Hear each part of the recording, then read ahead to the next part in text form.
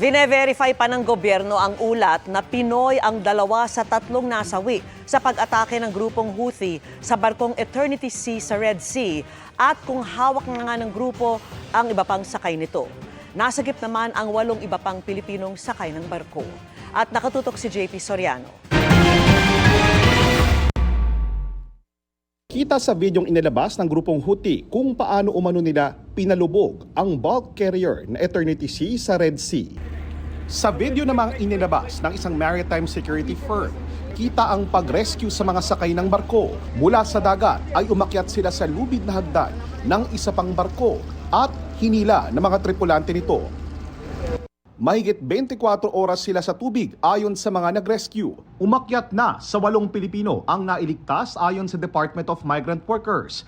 Tugma naman ang itsura ng nasa video sa itsura ng Eternity Sea ayon sa Reuters News Agency at kinumpirma ng United Kingdom Maritime Trade Organization ang paglubog nito ayon sa Defense Attaché ng Pilipinas sa Bahrain. Ayon kay Undersecretary Bernard Olaria, nakatanggap na rin sila ng report na Pilipino ang 2 sa 3 naiulat na namatay sa pag-atake bago pa lumubog ang barko. Pero sabi ni Migrant Workers Secretary Hans Kakdak sa palasyo, hindi pa nila alam kung ano ang lagay ng 13 sa 21 Pilipinong sakay ng barko.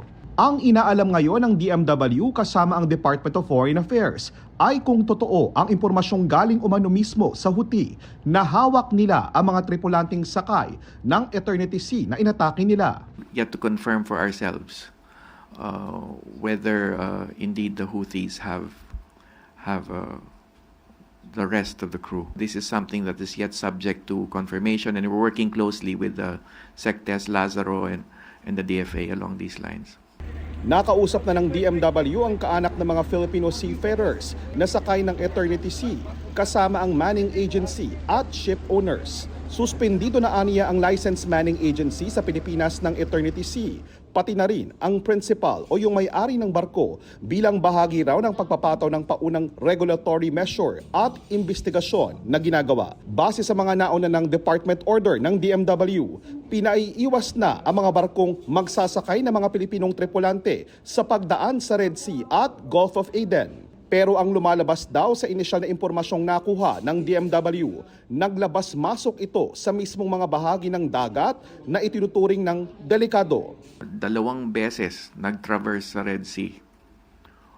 Kasi kung titrace mo yung rota niya ng Egypt to Somalia, that's one, okay? That's one turn or one crossing across the Red Sea.